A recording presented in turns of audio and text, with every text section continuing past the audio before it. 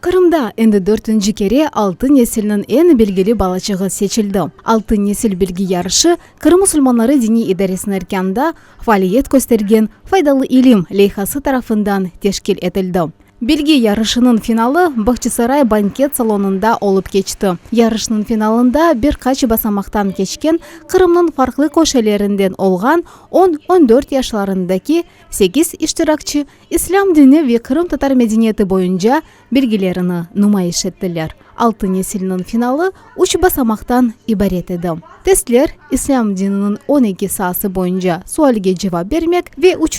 tur İslam alemanın belli şahıslarına bağışlanğan edi. Merasimde bulungan mufti muavini Esadullah Bayırov yarışını teşkil etken ve talebelerini hazırlagan din hocalarına ayrıca teşekkürler bildirdi. Ve biz görüyoruz ki bu Kırım boyunca çalışkan faydalı ilim leyhasının ne kadar faydalı ve ne kadar balaçıklar tarafından öğrenilgeninin, İslam dininin ne kadar terinden öğrenilgeninin bir göstergecidir. Elbette ki bu bizni kuvandıra Kırım Müslümanları Dini İdaresi olarak demek ki biz en ucra, en köşedeki köylerge bile ilimni alıp barabilemiz. Bu proyekt o'zini pek yaxshi gösterdi. Men fırsattan faydalanıp deyim ki kaysı köylerde insanlarımız dini ilimler öğrenmeye isteseler, balaçıklar için kurslar teşkil etmeye isteseler, müracaat etsinler, buyursunlar. Bugün baralmayacağımız, yetişalmayacağımız bir yer yok Kırım içinde.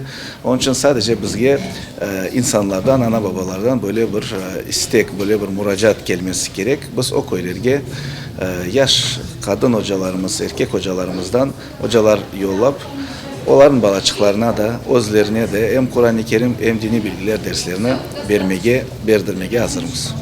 Balaçıkların bilgilerine kıymet kesken jüri takımı faydalı ilim dini marif leyhasında ders bergen din hocalarından ibaret edi. İşte onlar en bilgili iştirakçını seçtiler. Manguşova Akime en yüksek neticelerini gösterip galibe kazandı ve kıymetli bakşışlarla takdirlendi.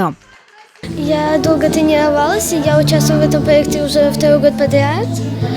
Мне помогла Анашка и мои учители по арабскому языку.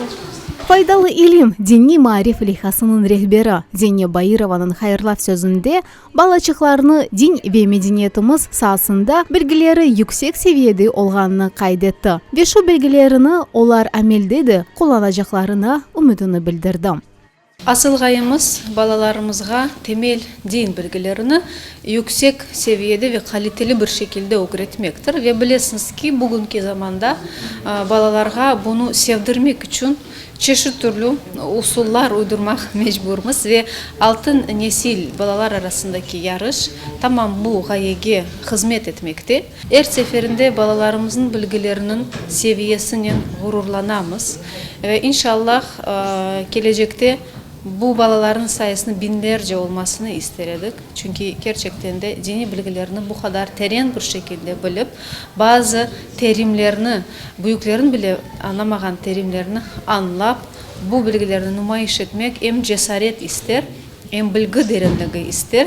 Finalın her bir iştirakçısı bahşişle takdirlendi ve yarıştan son hem iştirakçiler hem de destek göstermek maksadının kelgen tedbir misafirleri için unutulmaz gezinti teşkil edildi.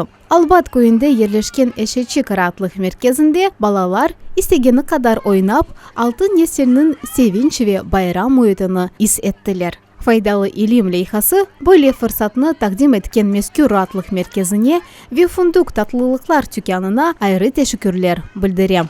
Altın nesil 2019 tedbirini güzel donatılgan sofralar, tatlı tort ve en esası iyi keyif ve balaçıklarının yüzündeki tebessümler yaraştırdı. Barsın altın nesilimiz gelecekte tarihimizin altın sayfelerindeki kahramanları olsun.